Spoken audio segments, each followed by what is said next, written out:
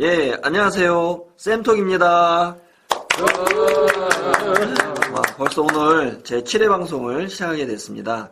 물론 이제 학교가 초중등고가 있고 공립, 사립 여러 종류가 있습니다만 오늘은 사립학교에 대한 이야기를 좀 나눠볼까 합니다. 분명히 아이들을 사랑하고 그 아이들과 함께 하기 위해서 그 열정 가득한 선생님들이 굉장히 많습니다. 준비도 많이 하시고요. 그래서 오랜 기간 동안 준비해 오셨음에도 불구하고 정작 아이들을 만나기에는 좀 어려운 과정들을 많이 거치고 계십니다. 특히 사립학교가 현실적으로 고등학교는 더 많은 걸로 알고 있는데요. 이와 같은 사립학교에서 그분들의 열정을 펼치기 위한 그 과정의 관문으로 아마 사립학교별로 그 채용의 어떤 과정을 거치는 걸로 알고 있습니다. 오늘 저희 방송에서는 이와 같은 과정 속에 어떤 좋은 방법이 있는가, 또는 그분들은 그런 과정을 통해서 어떤 경험들을 하고 계셨는지, 또는 지금 우리 현직에 계신 선생님들께서는 간호 인사위나 그 심사관이라고 할까요? 참여하시면서 어떤 경우 좀 더 내가 끌리더라, 뭐 그런 좋은 말씀들을 함께 나누는 그러한 시간으로 오늘 방송을 진행할까 합니다. 오늘도 귀중한 시간 내주셔서 참석해 주신 출연자분들 소개해드리도록 하겠습니다. 각자 소개해 주시겠습니까? 예, 여전히 박필입니다. 반갑습니다, 여러분들. 예, 별은 내 가슴에 안재욱입니다. 반갑습니다. 요즘도 애들 안 재웁니까? 안 재웁니까? 애들이 자고 있습니다. 네. 예, 큰일이에요. 안 재욱이 아니고 그냥 재욱이. 예, 재욱이로. 예, 저는 진행을 맡고 있는 빨수입니다. 요즘에 가끔 빨수가 뭐냐 자꾸 중간에 방송 듣는 분들 궁금해 하시는 경우가 있더라고요. 빨간 수학이라고 하는 낱말 줄여서 빨수 되겠습니다. 과목이 늘어나고 말았네. 그러게요. 지난번에도 과목 말씀드렸으니까요. 특별히 오늘은 특별 게스트로 새로운 분 한 분 저희가 초빙했습니다. 자기소개해 주시겠습니까? 네, 안녕하십니까. 저는 에어워크라고 합니다. 에어코. 에어울프가 아니고 에어워크입니까? 에어워크입니다. 예. 네. 반갑습니다. 오늘 좋은 말씀 기대해 보도록 하겠습니다. 자, 이야기를 어디부터 시작할까요? 제가 아무래도 볼 땐 이 방송을 들으시는 분들께 기대가 장난이 아니시다. 네. 왜냐면 사립학교 교사가 되기 위해서 준비하신 분들이라면 이 방송이 귀가 솔깃한 그런 주제일 것 같아요. 그래서 제가 볼 때는 요런 분위기에서 진행된다. 요런 좀 팁을 좀 먼저 알려드리는 게 장기적인 정치를 만드는 중독되는 이런 어쩜 그분들이 더 많이 알고 있을지도 몰라요. 왜냐면 저희는 너무 오래전 일이다. 예. 뭐 어쨌든. 그래서 제가 이제 가까이 있는 분 한 분, 아직 전임은 아니시지만 기간제 교사가 되셨는데 그동안 어떤 과정, 또 어떻게 인식하고 계신지를 한번 간단하게 소개하는 시간을 갖도록 하겠습니다. 이 배경음악은 깔리나요? 그만. 자, 이러시죠. 오늘은 낭낭한 목소리의 제가 한번 선생님이 읽어볼까요, 그러면? PD님이 좋습니다. 직접, 새로운 톤으로. 제가 한번 읽어보겠습니다. 네. 안녕하세요. 현재 저는 사립학교에 근무 중입니다.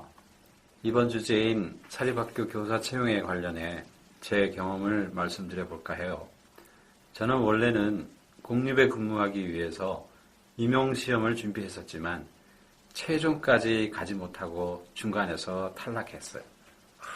조금 더 준비해볼까 하다가 사립에 근무하면서 사립정교사에 도전해보는 것도 좋을 것 같아서 이쪽으로 길을 바꿨습니다. 일단 정보가 거의 없는 상태였기 때문에 인터넷 카페에 가입했습니다. 거기에는 학교 이름만 검색해도 어떤 재단이 운영하는지, 어떤 성향의 학생들이 많은지, 학교 내 분위기는 어떤지 등이 기존 근무하신 분들의 정보 제공에 의해 굉장히 상세하게 나와 있어서 도움이 많이 됐습니다. 이야, 그런 게 있어요. 오히려 우리가 모른다니까요. 그 카페 이름을 좀 가르쳐 드려야 되는데 그게 안 나와 있네요. 그 카페에서 여학교, 남학교, 남녀공학 순으로 근무하기 수월하다는 평이 지배적이라 사립학교 지원 시 여학교 중에서 집에서 1시간 거리 이내인 곳으로 한정해 원서를 넣게 되었어요. 상당히 합리적이신 분이죠. 그중 한 학교에서 서류가 통과됐다고 연락이 왔고 그 후 시강 및 면접을 거쳐 일을 하게 됐습니다. 그 후 일을 하면서 교무부장님께 듣게 된 건데 서류 통과 기준은 여러 가지가 있지만 일단 출신 학교 및 학점을 받고 그 후로는 자기소개서 등을 걸렀다고 하시더라고요. 그리고 총 180여 명 지원에 서류는 5명을 통과시켰었는데 그 5명 중 4명은 경험이 있는 사람, 나머지 1명은 경험이 없는 사람으로 선정을 했었대요. 아무래도 경험이 없는 사람의 경우 하나하나 처음부터 알려줘야 하니까 경험이 있는 쪽을 선호한다고 하시더라고요. 서류 통과 후 시강을 하게 되면 보통 5대1 안에는 들었다고 할 수 있는 것인데 그 후 최종 선정은 교장 선생님, 교감 선생님, 교무부장 선생님, 그리고 교과 선생님 한 분이 각각 시강 및 면접 점수를 매겨서 가장 높은 점수를 얻은 한 명이 채용되게 되는 게 일반적인 것 같더라고요. 사실 딱 10분 수업하고 이 사람을 뽑을 건지 말 건지 결정하기 때문에 시강 내용은 가장 자신 있게 설명할 수 있는 부분의 핵심만 추려 설명했고 많은 내용을 전달하기보다는 최대한 이해 위주로 명확하게 설명하려고 애썼습니다. 또 시강 들으시는 선생님들을 제가 가르치게 될 학생이라고 생각하며 자신감 있게 눈을 맞춰가며 편안하게 수업을 진행했는데 그 부분이 결정적인 합격 요인이 되었다고 나중에 얘기하시더라고요. 학생들이랑도 상호작용을 잘 해나갈 수 있을 것 같아서 뽑았다고 하지만 어떤 교사를 선호하는지는 학교마다 상당히 그렇죠. 다른 부분이 많으니 각 학교가 원하는 교사상을 시강하기 전에 많이 정보를 찾아보고 그에 맞게 준비하면 될 것 같습니다. 사립학교는 발령 나서 오는 공립과 달리 학교에서 원하는 교사를 각 학교의 기준에 맞게 직접 뽑을 수 있기 때문에 교과에 대한 전문성을 갖추고 있다는 전제하에서는 그 부분에 대한 파악이 가장 중요하지 않을까 생각합니다.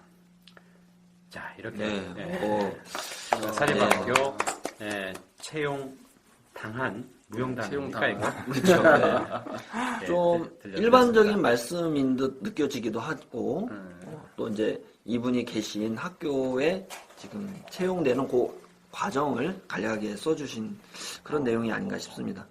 아마도 아까 말씀 중에도 사연 중에도 아마 그분들끼리 공유하는 카페가 분명히 있을 거라는 생각은 들더라고요.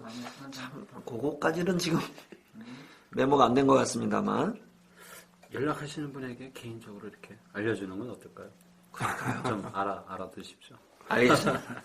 아까 그 마지막 부분에 똑같은 준비가 된다 하더라도 최종적으로 내가 원하는 학교에서 요구하는 게 뭐냐 그거를 파악하는 것이 굉장히 중요하다는 말씀 저도 많이 다가오거든요. 그냥 수업만 잘하는 선생님을 뽑는 거 이게 최선은 아니다는 느낌은 많이 드는데요. 그러니까 요거를 또 요약해서 말씀드릴 수는 없고 필요하시면 또 한 번 들으시면 되지 않나 싶은데요. 제가 최근에 저도 이제 저희 학교에 근무하시는 몇몇 분하고 이게 한번 말씀을 나눠봤어요. 그랬더니 저도 이제 궁금한 거죠. 좀 오래되다 보니까 어떻게 준비를 하냐. 학교에 뭐 전임이 됐든 기간제 됐든 1차적으로 그랬더니 뭐 일반적으로는 교재 준비가 핵심이라고 생각을 한다. 그리고 혹시라도 면접 과정에서 교과 내용과 질문을 할지 모르니 뭐 고등학교 경우는 뭐 교과 문제라든가 수능 기출 문제라든가 또는 사설이 됐든 교육청 거든 모의고사 문제까지는 최소한 4, 5년치는 완벽하게 자기가 정리하고 그 내용적인 거에 대한 질문은 그 정도로 준비하지 않으면 뭐 거기서 삐끗하는 그 한순간이 나의 평생을 좌우할 수 있다는 긴장감으로 준비를 한다. 특히 이제 처음부터 끝까지를 다 단원을 볼 수는 없지만 중학교면 중학교, 고등학교면 고등학교 나름대로 그 메인 파트가 있다고 이제 생각을 하는 거죠. 그래서 교과에 대한 걸 준비한다. 그 다음에 이제 면접이나 뭐 수업 시연이나 이런 거는 특히 수업 시연을 50분까지 보는 학교는 드물지 않을까요? 거의 없을 거예요. 그죠. 네. 많은 분들 해야 되니까. 그러니까 아까도 임팩트 있는 수업. 그래서 그렇죠. 아까 뭐 이렇게 대부분 교환 같은 거 다 준비하는 것 같더라고요. 그렇죠. 보니까 50분 분량의 교환은 준비를 하시고 자신 있게 할 수 있는 부분 한 10분 정도 해보세요. 네. 라든지 이렇게들 하시는 것 같더라고요. 저도 한번 개인적으로 들어가 본 적은 있는데 그 면접관으로서. 네. 근데 요즘 분들이 참 잘하시더라고요. 정말 준비된 교사. 엄청 준비돼서 기존 선생님들이 야 이거 참 걱정이다. 저분들이 채용돼 들어오시면 딱 그 느낌 있잖아요. 그분들 수업 들으면서 저 사람하고 나하고 지금 딱 요 공간에서 자리만 바꿨을 때 오히려 내가 가서 분필 들고 수업하고 그분들이 나를 평가했을 때 나는 정말 경력이 있다는 이유만으로 그만큼 할 수 있을까? 그러니까 가끔 그런 생각 들잖아요. 아이고 교사 빨리 하길 잘했다. 그러니까 그 젊으신 분들이 네. 파워포인트면 파워포인트, 뭐 그렇죠. 자료 준비면 자료 준비, 네. 또 뭐 판서면 판서. 네, 예, 그렇죠. 칠판, 뭐 기록물 이런 것들도 다 잘하시고 영어 같은 것도 발음이 완전히 완벽합니까? 예 원어민 하고 거의 똑같을 정도로 하니까 저도 개인적으로 그런 경험을 하면서 느낀 거지만 네. 그런 어떤 뭐 준비하는 스킬적인 면도 또 뛰어난 분도 많이 봤지만 그것보다는 어떤 마음가짐 있잖아요. 아이들을 대하는 어떤 모습이나 이런 데서 오히려 내가 더 자극이 되는 경우도 많이 겪었거든요. 예. 사실 기존에 있는 선생님들도 한 번씩 그런 그 면접관을 오히려 참여해보는 것도 자기를 되돌아보는 그런 계기도 만들어준다는 생각을 많이 합니다. 네. 그 왜 우리 보통 학교 자체적으로 그 동료 교사 장학이라고 해서 네. 수업 시간에 들어가서 이제 수업하시는 걸 50분 동안 지켜보고 또 나름대로 평가서 쓰고 하는데 그 분위기와 신규 교사를 뽑기 위한 그 짧은 시간에 그 수업을 봤을 때 내가 느끼는 그 감정은 또 다르더라고요. 네. 그래서 아까 말씀하신 것처럼 우리 스스로가 또 긴장하게 되고 네. 근데 그럼에도 불구하고 그렇게 준비가 잘 되어 있고 단지 개인적인 준비가 아니라 저도 이제 가끔 면접관 들어갑니다만 이 대학 때부터 벌써부터 준비가 되어 왔구나라는 느낌을 많이 받습니다. 근데 그럼에도 불구하고 최종 결정하는 그 순간에 선택받지 못하는 이유는 뭘까요? 아마 이 부분이 아마 잘 체크가 되면 현재 지금 이게 준비하는 분들에게 좀 도움이 핵심인데. 되지 않을까 싶은데. 아니 인사자문의를 6년 동안 네. 하시면서 면접을 많이 보셨던 에어워크님께 그래서, 뭐 간단하게라도 핵심 포인트. 네. 본인이 물론 채용하신 건 아니에요. 예.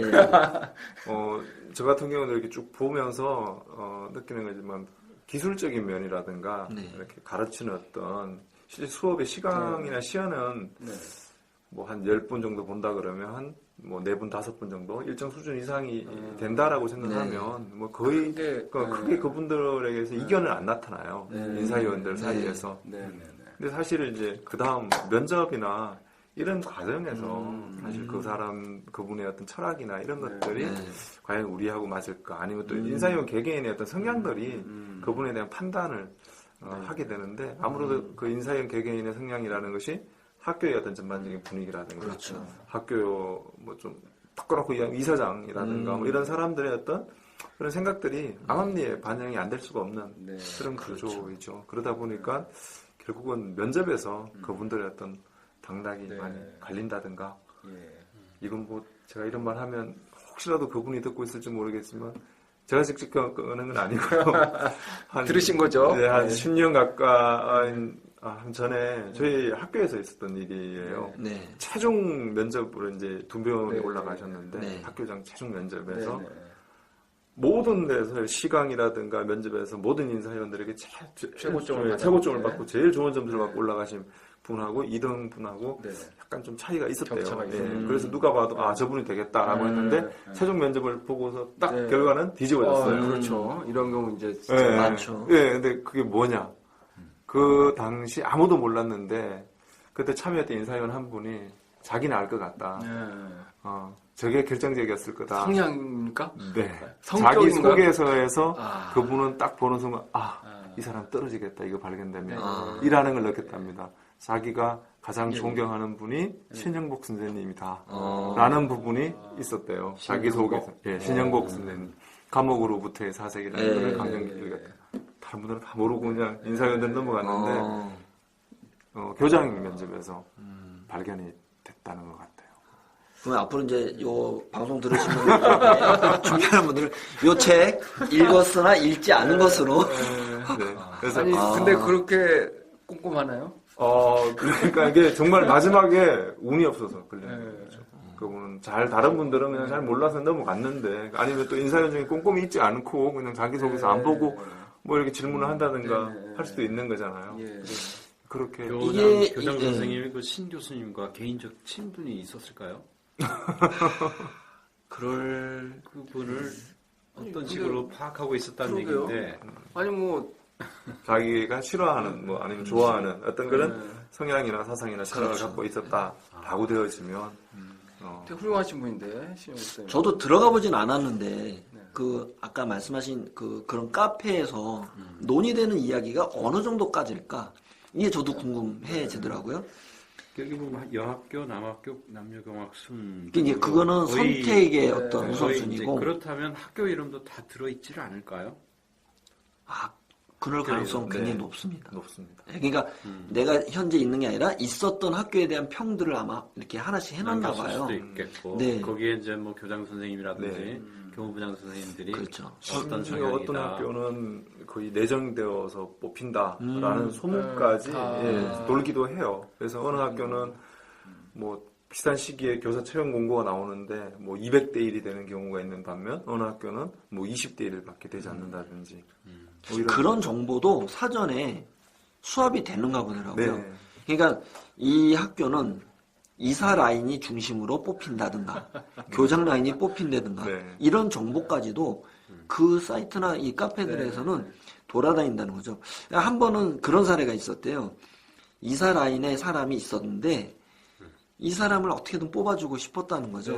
근데 그래도 나름대로 그 학교는 1차 그 교과 시험이 있었는데 그 이사 라인에 해당된 사람이 그 시험을 통과를 못한 거죠. 그러니까 그 다음에서 뭐 어떻게 지필 뭐 이렇게 하는데 지필 테스트에서 아예 탈락을 하니까 그쪽 라인에서도 어쩔 수 없이 B 라인을 결국은 할 수밖에 없었는데 그 기간제 선생님들이 알아보는 거에 이 학교에서 이번 연도에 전임을 뽑는데 내정자가 있느냐 없느냐 이조차도 그 기간제 선생님들이 갖고 있는 사이트 내에서 상당 부분 신빙성 있는 내용들이 올라오고 있다는 거죠. 그러면 우리가 이 방송을 실용 방송이라고 했는데 이거 도움이 더 어려운가요? 이거? 그러면 결국 그 카페를 찾아봐서 가입하는 게 제일 좋다라는 걸 우리가 지금 알려주고 있는 거죠. 당장 이 방송을 끄고 접속해서 검색하세요. 바로. 그러면 그 카페 회원들도 굉장히 많다는 얘기죠. 우리가 사범대 졸업생들이 사실 꽤 되니까요. 한 해 배출되는 사범대생들이 뭐 몇백 수준이죠. 뭐 어쨌든 전국적으로 이루어질 수 있는 거면 지방에서 놀러 오시고 뭐 지방으로 내려가 있기도 하시고 그러니까 상당히 많은 부분들이.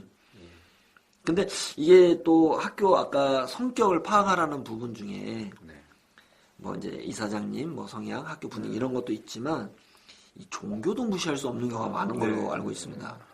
그러니까 그 학교 재단이 뭐 어떤 종교에 근간을 두고 있는 학교다. 그래서 어떤 경우는 아까 말씀하신 것처럼 최종 두 분이 이렇게 올라왔는데 정말 그 박빙이었대요.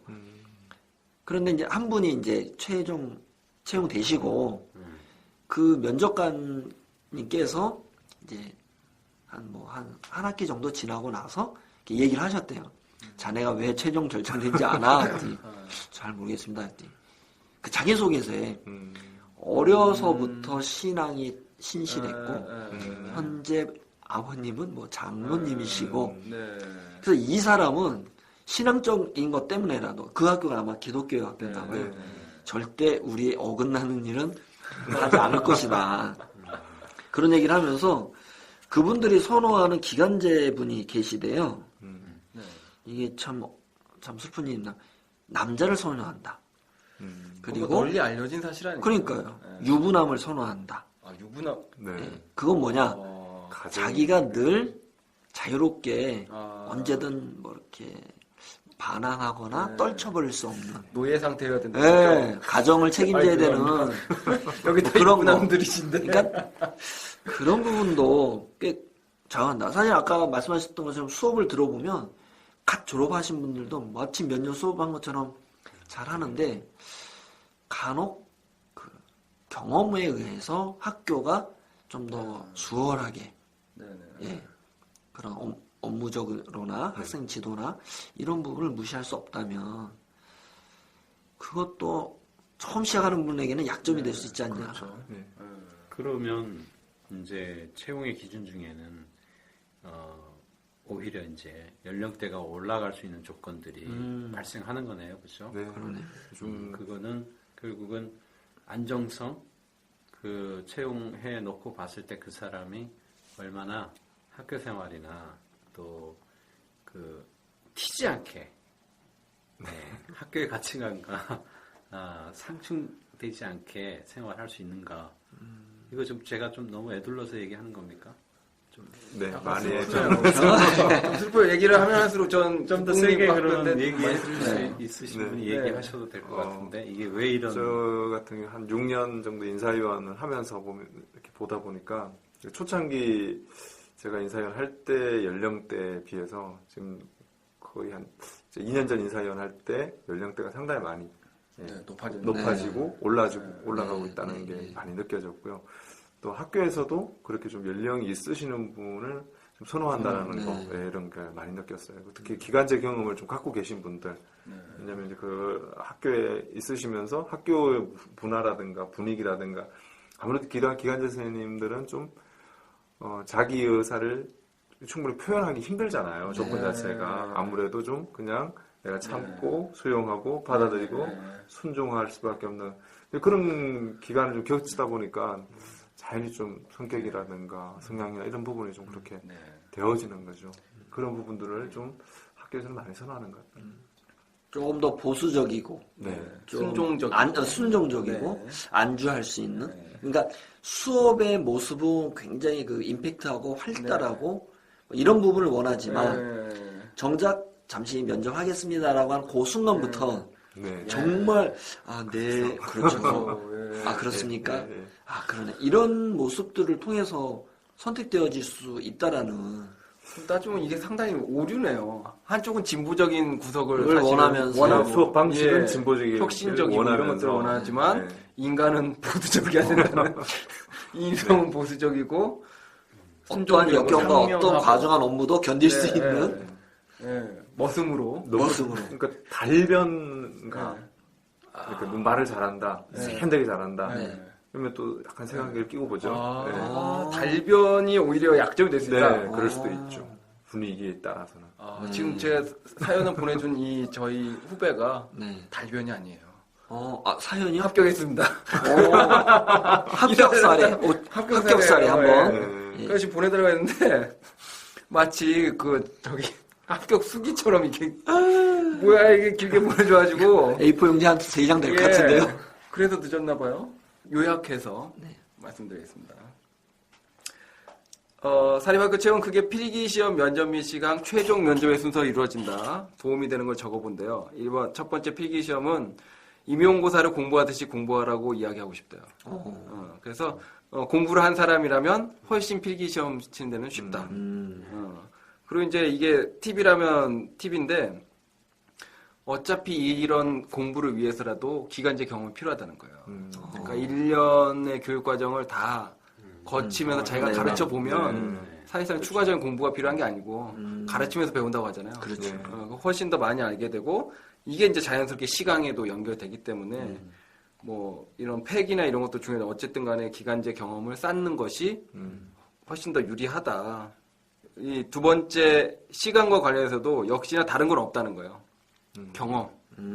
경험이 있어야 이거 뭐 돌발적인 질문이라든지 이런 것들에 쉽게 대처할 수 있고 입시의 성향도 사실은 필요한가 봐요. 입시 성향에 그렇죠. 대한 파악, 대입 시험 전형에 대한 고등학교 경우는 예, 고등학교 경우는 이런 것들이 그래서 최고의 시간 준비는 학교 현장에서 직접 수업을 하는 거라고 말하고 싶다고 얘기를 하고 있어요. 네.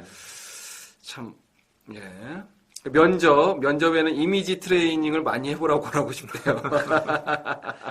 그래서 예상 문제들을 가지고 이미지 트레이닝을 많이 해보는 거. 그리고, 교사로서의 교육 현장에 대한 고민을 평소에 하는 것이 필요한데, 그러니까 자기가 교사라면 어떻게 해보겠다. 이런 것들을 평소에 고민하는 게 필요하대요. 대단히 교과서적인, 그런데, 그래서, 그런 고민이 자연스럽게 면접으로, 이어진다. 덧붙여 일반적인 면접에 관한 조언을 하자면 학교는 다소 보수적인 측면이 있기 때문에, 와, 이 친구가 이미 썼네요. 네. 너무 돋보이려고 해서는 안 되며, 이 사람은 우리 학교를 위해 열심히 일할 수 있는 성실한 사람, 책임감 있는 사람들의 인상을 주는 것이 좋은 것 같아요. 네. 그러네요. 정확하게 알고 계시네요. 네. 그러니까 관리자 입장에서는 그래서 합격한 거죠. 네. 그렇죠. 그래서 그랬나 봐요. 무난하다는 부분이 요 사람을 우리가 채용을 했을 경우 학교 관리자 입장에서는 내가 원하는 대로 이끌었을 때 크게 부정하거나 네. 주저하지 않을 사람. 그러니까 자기 생각이 너무 강한 건 어떤 교육적 철학이 뚜렷하니까 좋은 근성을 갖고 있다고 평가해 주는 게 아니라 예, 오히려 네. 너 너무 강한 철학적 네. 사고가 내 말은 잘 안 들을 수도 있네. 네. 뭐 이렇게 받아들일 수도 있다는 그런 얘기인가 봐요. 그러니까 달변이시거나 생각이 뚜렷하신 분은 연기를 하셔야 되겠네요. 말을 더듬으라는 말을 얘기는 아니죠? 예, 더듬을 필요는 없죠. 더듬을 필요까지 없는. 그 다음에 이제 덧붙여 부분이 있습니다. 요건. 본인은 3년 6개월간의 기간제 생활을 거쳐서 올 초에 정시로 임용이 됐다고 해요. 그래서, 신분사계 제약이 있을 수밖에 없다는 기간제라는 것은. 그렇잖아요. 아무래도 을의 입장이기 때문에. 그런데 이 친구는 이렇게 썼어요. 을의 입장이기 때문에 학교의 부당한 처사를 무조건 받아들인 것은 옳지 않대요.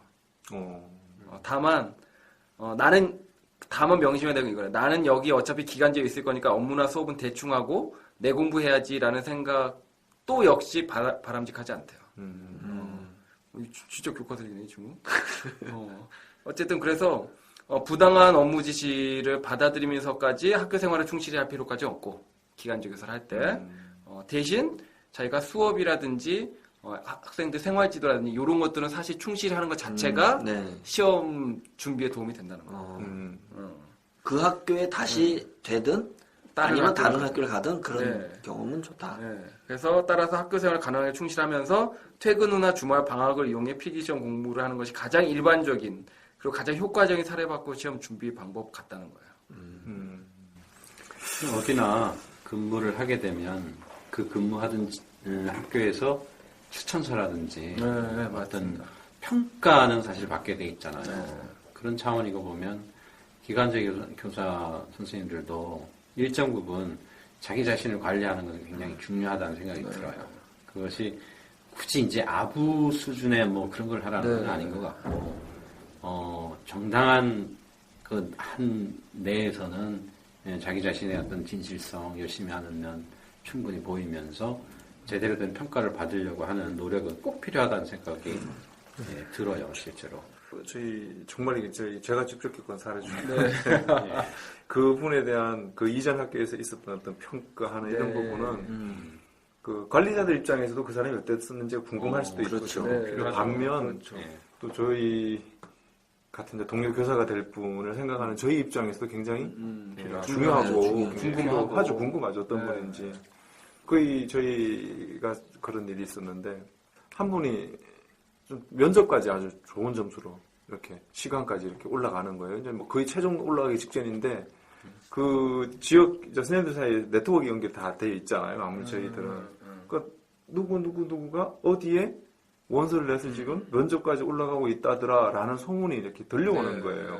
근데 알아봤더니 이 사람이 그 전 학교에서 학생 성추행에 관한 평가가 아닌가. 성추행 그건 평가 정도 문제가 아니라 사실은 사실 지금 요즘 뭐죠?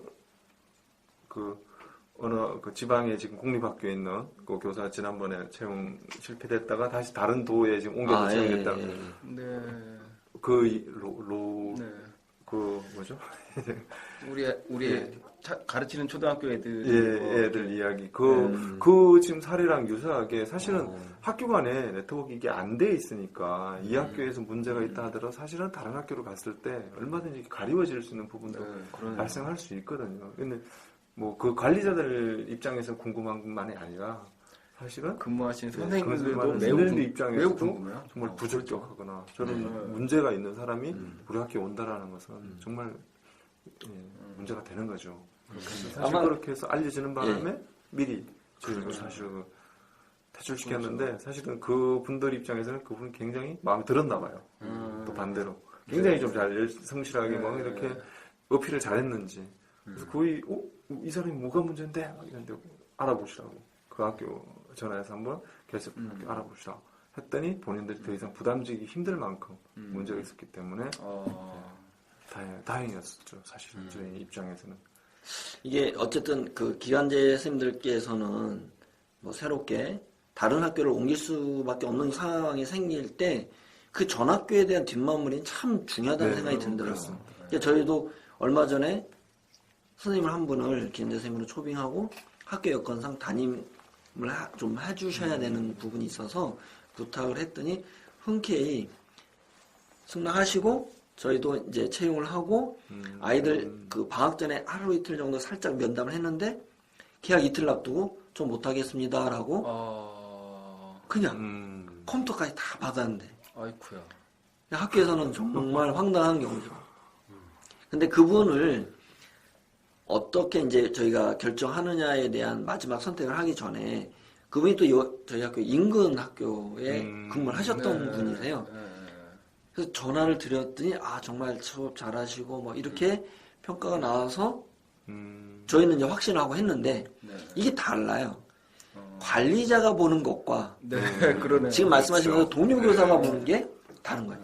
관리자가 보시기에는 정말 그냥 그대말로 순정적이고 수업 좀 이렇게 하고 애들을 콱 쥐어잡는 그러니까 통솔할 수 있는 그렇게 인식을 하셔서 좋다고 뭐 교장 교감 선생님끼리 통화하셨겠죠. 근데 동료 교사들 사이에서는 아이들의 교육을 다루는 방식이 너무 좀 민주적이지 않고 꼭 민주적이어야 된다는 것보다 인격적이지 않은 부분이 되게 드러났었나 봐요. 그리고 그 순간에 저희 쪽에 와서 또 그런 일이 겪으니까 과연 아까 말씀드린 전 학교에서의 어떤 검증 시스템을 어느 정도까지 믿어야 되는가. 이것도 그래서 그 이후로 아마 교감 선생님이 이제 이를 갈고 어디 가는지 예의주시했다가 그 학교 이렇게 얘기만 나오면 가서 전화해주고 싶다고. 절대 이 사람 뽑지 말라. 네, 그렇죠. 이런 경우도 분명히 있으니까. 분노. 관리자의 분노. 복수의 마음. 단순히 저는 또 복수라기보다 그런 사람들이 학생들을 가르친다라는 거예요. 그게 옳지 않다는 거예요. 옳지 않다는 거죠.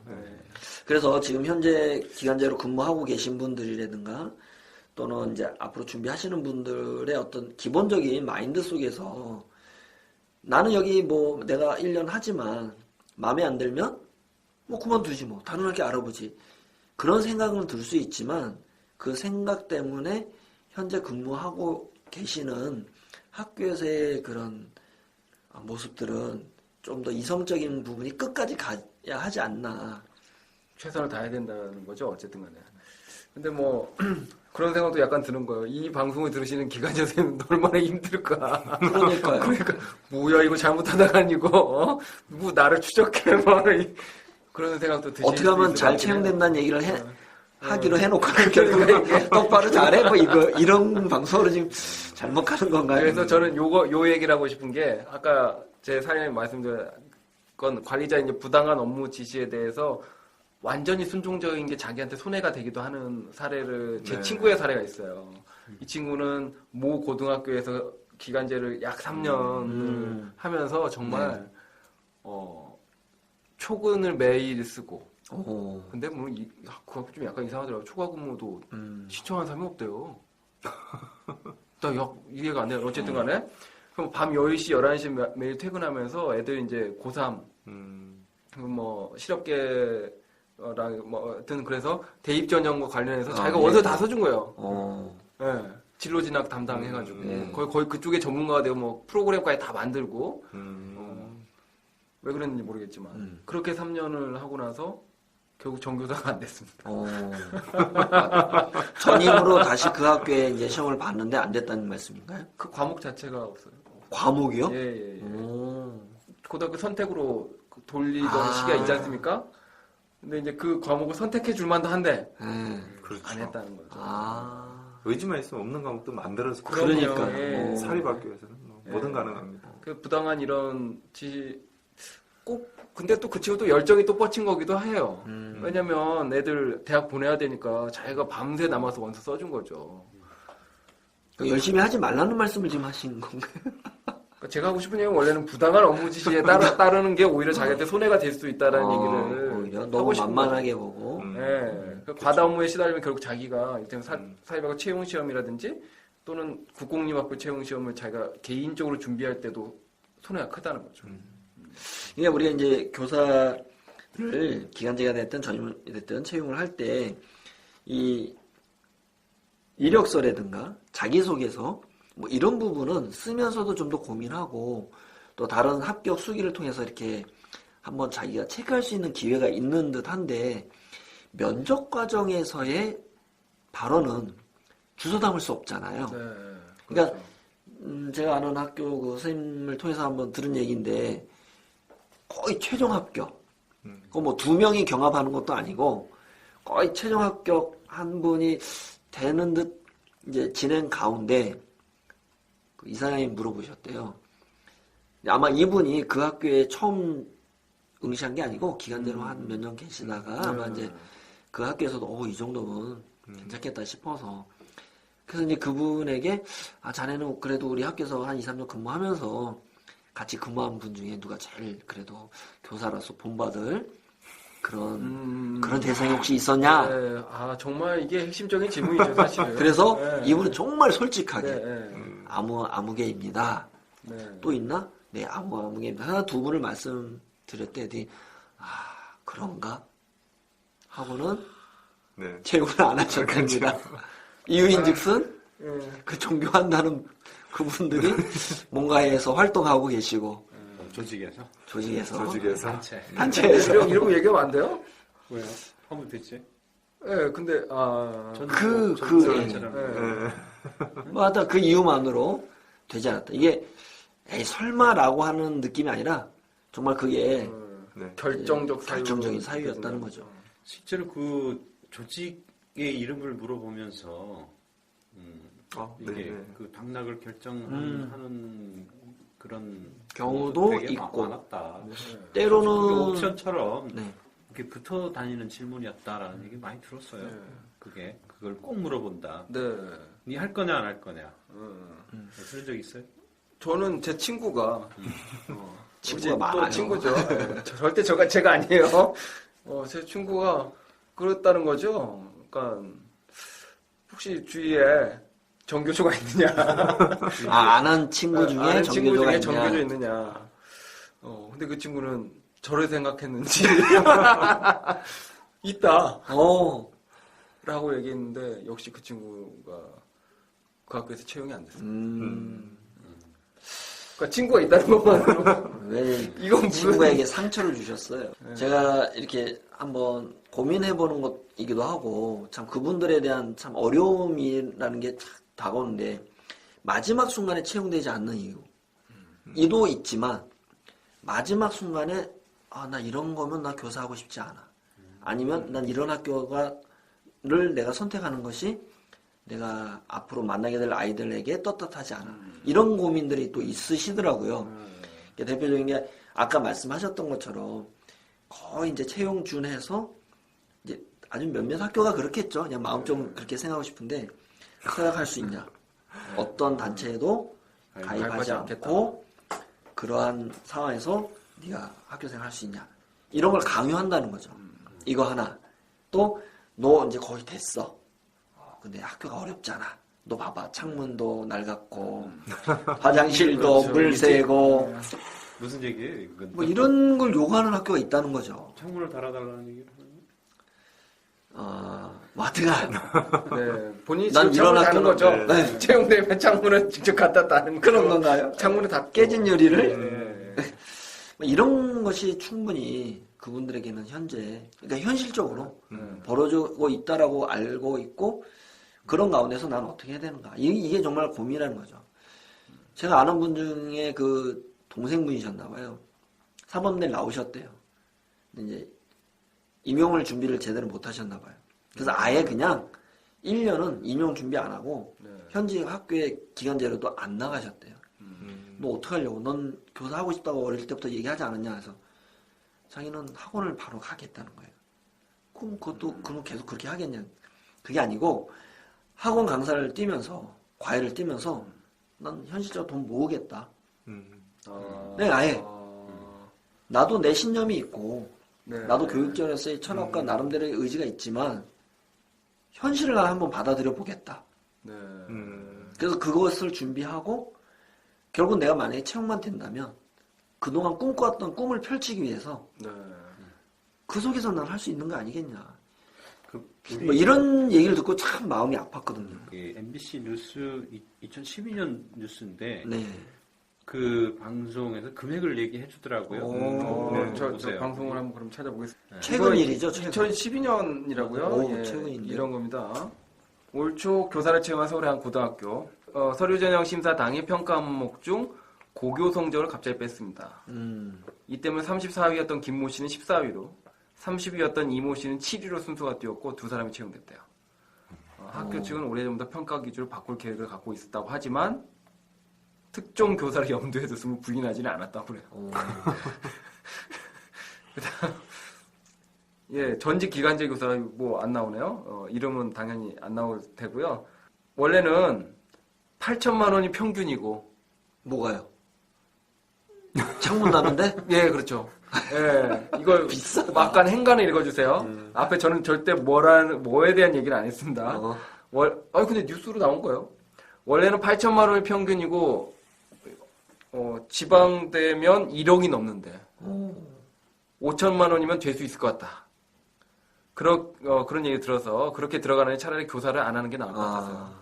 네, 다양성과 자율성 확보를 위해 부여한 교사 채용권을 일부 사립학교들이 악용하고 있는 셈이라고 합니다. 그래서 요건 어디 나온 거냐면 MBC 뉴스 조국현 기자가 2012년도에 방송한 내용이네요.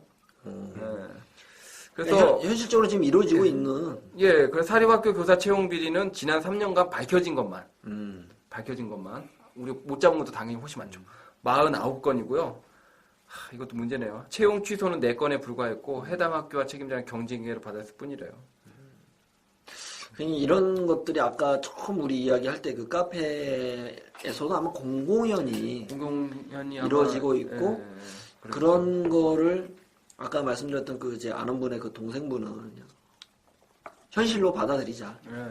그러니까 과연 이게 고민이라는 부분이 과연 내가 그렇게 해서 교사가 되는 게 온당하냐 이렇게 판단하는 분 계시고 정말 내가 좋은 선생님이 되기 위해서 그 과정을 눈물 삼키며 일단 들어가서 아이들을 만나는 거 그게 더 중요한 거냐 이거에서 약간 좀 많은 고민 딜레마 빠지지 않을까 이런 분들에게 좋은 선배 교사로서 해주신다면 아니 고민 엄청 많이 될 것 같아요. 네, 사실 정말, 이건 양심의 문제잖아요. 양심의 문제. 분명히 잘못된 것이란 것을 알면서도 또는 자신의 진심을 숨기면서 양심의 문제를 어떻게 바라볼까. 이게 핵심 같아요. 근데 어쨌든 내가 선택하지 않으면 누군가 그 자리에서 아이들과 그렇죠. 교육을 할 거고 근데 그 교육 현장에 간 사람은 현실적인 걸 수용을 했다는 거고 이를테면 친구가 정교조가 있지만 정교조랑 얘기해서는 안 되고 안 되고 신모 교수님 얘기 잘 읽었던 책으로 쓰면 안 되고. 안 되고. 네. 그리고 또는 이제 최종 학교에 남겨두고 이를테면 약간 창문을 요구한다면 창문을 할 수 있겠느냐. 이중창으로 이런 거죠. 해드리겠다고. 예. 샤시 막 이렇게. 저는 그런 생각이 들더라고요. 뒤에 이제 뭐 창문이나 이런 것들은 좀 사실은 많이 좀 더 생각을 많이 해봐야 될 것 같아요. 왜냐면 개인 집안 사정도 있고요. 자금상이 그렇잖아요. 근데 제가 앞에 얘기했던 자기의 생각하는 바라든지 뜻하는 바에 대해서는 한 번쯤 다시 생각을 해봤으면 좋겠어요.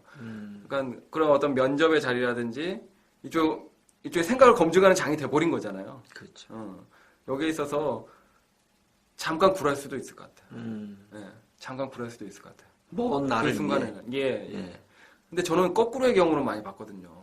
자기가 완전 접어버린 거야. 내가 이 면접에 그냥 채용을 하기 위해서 막 열심히 노력하고 자기가 진짜 자기 생각을 꺾어버린 거예요. 그렇죠. 예. 이렇게 또 만들기도 해요. 그 자기가 옳다고 생각하는 어떤 생각 또는 애들을 가르치는 관점 또 학교가 이렇게 민주적이어야 될 거라는 그런 생각들을 면접과 채용의 과정에서 접어버리는 거예요. 그래서 오직 돈벌이를 위한 수단으로만 결국 교직을 바라보고 그렇게 쭉 사는 거죠. 근데 저는 그러지 말았으면 좋겠어요. 한번 그 면접의 과정이나 또 채용의 과정이라는 이 굴욕을 내가 볼 때는 견뎌야 한다. 그리고 자기가 가진 양심이 있다면 그 양심을 언젠가는 발휘해야 된다는 거죠. 채용 이후에라도. 그래서 뭐 행동하지 않는 양심은 악의 편이다고 누가 얘기를 했잖아요. 네. 근데 이 말의 그 어떤 무게를 좀 달리 생각했으면 좋겠어요. 지금은 행동하지 않더라도 양심은 가지고 있어야 돼요. 전 그렇게 생각하거든요.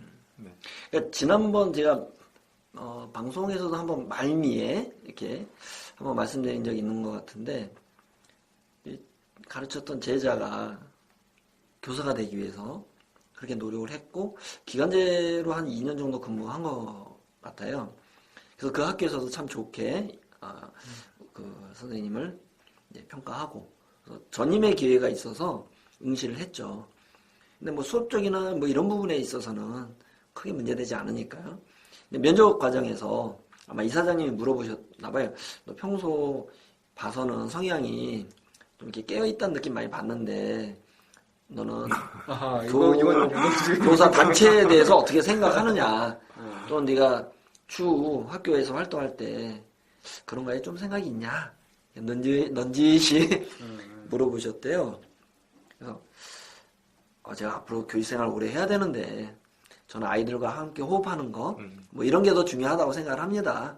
저는 일단 학교 중심으로 또 사립학교니까 학교가 지향하는 목표를 향해서 한번 열심히 해보겠습니다. 이렇게 대답을 했대요.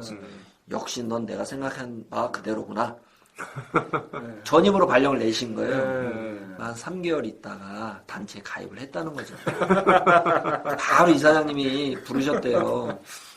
너 지금 나갖고 장난하는 거냐? 너 이거 뭐 하는 거냐? 그래서 이제 3개월이면 진짜 빠른 건데요. 정말 빠르죠. 그리고 준비를 사실은 했던 건 아닌가. 그리고 이제 말을 하더라고요. 뭐 이사장님이 살짝 실망하셨다면 정말 죄송한데 제가 위치가 바뀌어서 그렇게 바뀐 건 아니고 그동안 보았던 선생님들과 또 내 위치가 바뀌니까 좀 다른 얘기들을 많이 해주시더라.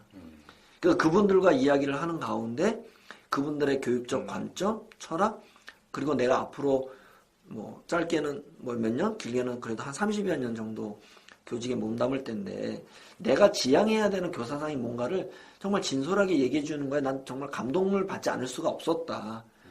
그 부분에 나의 힘, 그리고 함께하는 힘이 필요하다면 이런 단체에 가입을 하는 것이 내 판단에 옳다고 생각했기 때문에 이사님의 말을 어기려고 해서 내가 일부러 한 건 아니고 그때 말씀드렸을 때는 그것도 진심이었고 진심이었다. 그런데 와서 보니 이런 나의 변화도 있어서 하게 됐다.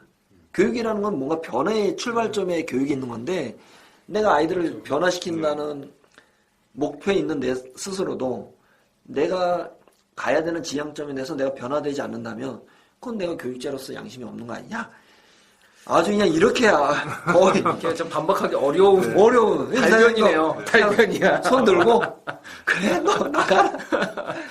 그냥 아까 말씀하셨던 것처럼 이 과연 굴욕이라고만 생각하지 말고 어떤 과정은 아닌가 그런 생각이 그렇죠. 쇠가 담금질되어서 가는 과정이라고 좀 바라보시는 게 긴 적어도 20년, 30년 이상 교직 생활을 할 거기 때문에 그 과정에서 내가 담금질돼가는 과정이라고 생각하시는 것이 좀 더 좋다고 생각합니다. 오히려 그러면 이제 재단 측에서도 신임 교사들 사립학교 재단에서도 신임 교사들을 채용할 때 좀 더 다양한 스펙트럼으로 채용을 하는 게 어떠실까 차라리.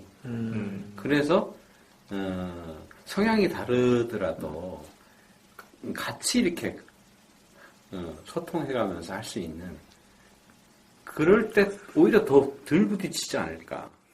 이렇게 우리는 그런 생각인데 그분들 관점은 또 아니에요. 채용을 그냥 해버려 놓고 그 단체에 가입을 해버리니까 정말 그 척이 지는 거죠 서로 간에.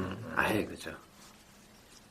그래서 정말 원수가 되다시피 하는 그런 일은 교육적으로도 또 도움이 안 되고 학교적으로도 굉장히 손해고.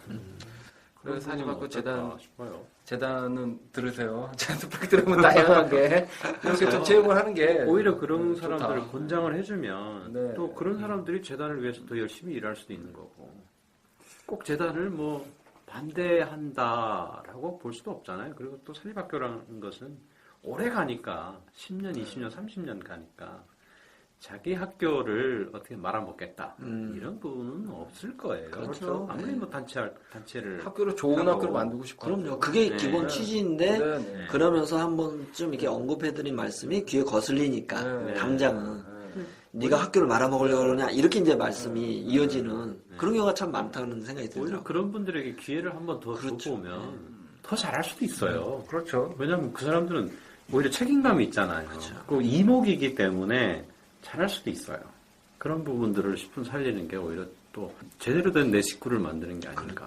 그게 어떻게 보면 관리자의 역량이고 네. 관리자가 해야 될 몫이기도 한데 너무 이제 그렇죠. 편안하게 순종적으로만 그러니까 아까 우리가 조금 얘기했던 일부 뭐 비리 사업 같은 그 뭐 아직도 이렇게 금품을 네. 수수하는 그런 뭐 정말 일부겠죠. 네. 그런 부분들이 사실 건전하게 제대로 하려는 그 뭐 조합 활동이든 이런 것들을 인정해주면서 같이 하려는 학교들도 되게 많을 거라는 생각을 사실 해요. 그럼요. 예, 그래서 오히려 그 학교들이 더 발전하는 양상이고 그런 학교는 잘 진학률이 되죠. 진학률이 그럴 더 수밖에 좋은 없죠. 경향이 있을 수도 있고 그런 것들을 뭐 사립학교에서도 같이 연구해보는 게 좋지 않나 싶어요.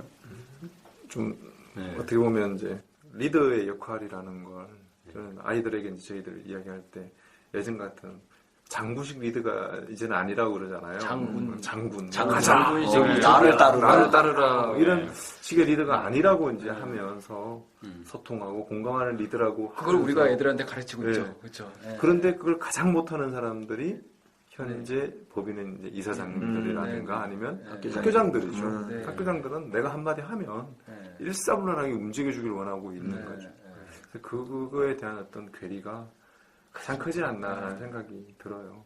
말씀하신 것처럼 좀 그렇게 신뢰하고 서로 내려놓고 함께 발전이라는 것을 고민하면서 이렇게 더불어가는 리더십을 키워간다면 진짜 자발적인 어떤 동기부여나 이런 그 헌신이나 희생을 끌어낼 수 있는데 너 희생해.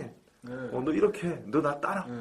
그럼 누가 하려고 하겠어요. 그렇죠. 더군다나 교사들쯤 되면 네. 다 나 좀 똑똑하다. 나름대로. 나름대로 한 고집씩들 하는데 뭐 겉으로는 안 그래도 그런 것들이 저는 좀 근본적으로 깔려있는 문제이지 않나라는 좀 생각이 듭니다. 그렇죠. 결국 우리 기간제 선생님들이나 뭐 강사 선생님들도 결국 교직을 바라본다면 들어오시면 또 다 알게 되는 내용들 사실 있고요. 결국은 또 공유를 하겠죠. 그렇죠. 네. 그 속에서 이제 채용되는 과정이 좀 힘들거나 또 지칠 수 있어요. 네. 그렇더라도 내 소신이 있다면 끝까지 잘 밀고 나가서 뭐 자기 이미지 관리 잘 하면서 꼭 이 학교만 있는 게 아니니까 여러 두루두루 돌아다녀 보면서 뭐 3년이 걸리든 5년이 걸리든 하다 보면 또 인정받지 않을까. 인정해주는 학교가 반드시 있을 것이다. 아까 안재홍님께서 말씀하셨던 것처럼 분명 사람은 말한 거에 대해서 책임을 져야 되는 건 분명하지만 네. 그것이 양심적인 부분에 관련된 것 때문에 평생의 굴레가 되는 것은 이게 뭐 항상 교육적 관점이 아니라 그런 어떤 시점에서는 스스로를 너무 옥죄는 것은 앞으로 자기가 갖고 있는 정말 좋은 역량들을 아이들에게 줄 수 없는 기회가 되기도 하지만 반대로 학생들 입장에서 바라보면 정말 이와 같은 좋은 선생님을 만날 수 없는 기회를 막아버리는 그런 경우도 될 수 있으니까 자기 스스로 좀 더 이렇게 생각에 대한 오픈된 마인드로 한번 접근해 보시는 건 어떤가. 그리고 그것이 그분들의 책임은 절대 아니라고 생각합니다. 그렇죠. 그게 지금 같은 사회 제도, 교사 어떤 채용 방식 이것이 그분들의 어떤 양심의 어떤 굴욕이라든가 굴종을 강요하고 있는 것이지. 사실 사립학교라고는 하지만 그분들의 급여나 이런 모든 것들이 국민들의 어떤 세금이라든가 그렇죠. 학생들의 돈에 의해서 나오는 거죠. 실제로 뭐 이사장이 준다고 하는 거 그거 얼마 되지 않아요? 4대 보험 안 내는 학교도 많고요. 그럼 그런 학교는 사실 채용권 박탈해야 되는 거거든요. 말도 안 되는 거죠.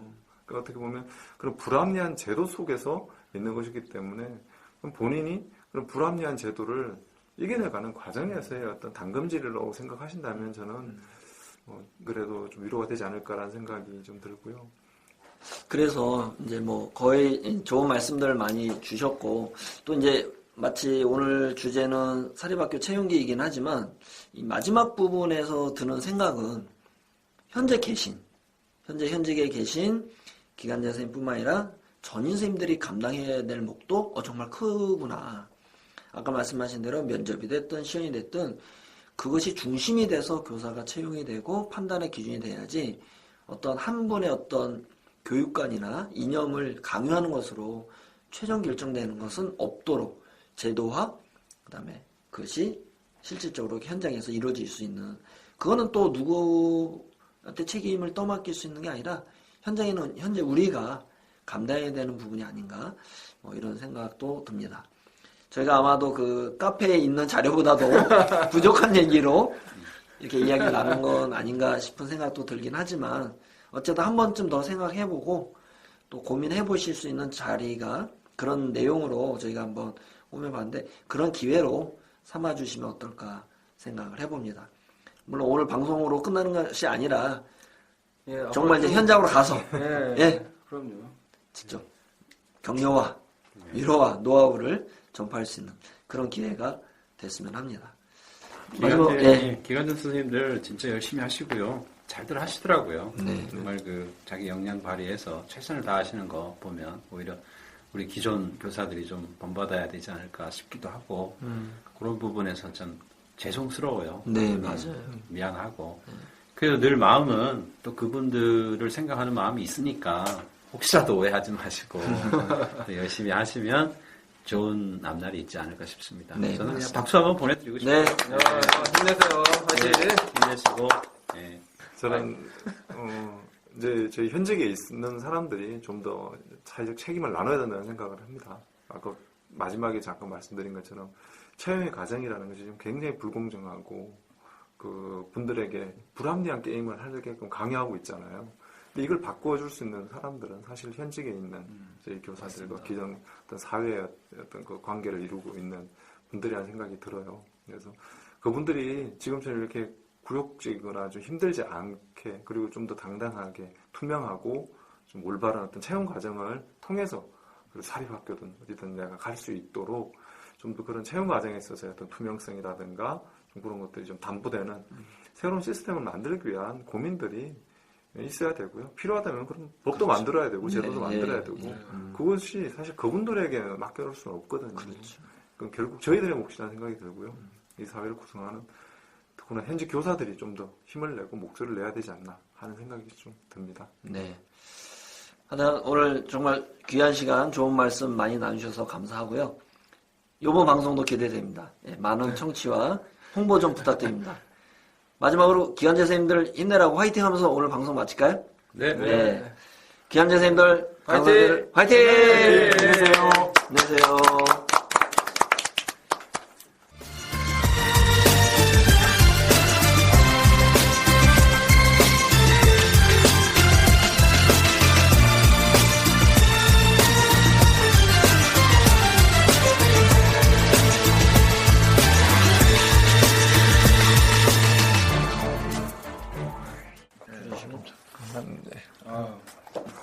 선생님, 감사합니다. 아니, 제가 잘. 한 분 안 오셔갖고 지금. 아니, 못 맞춰드려요.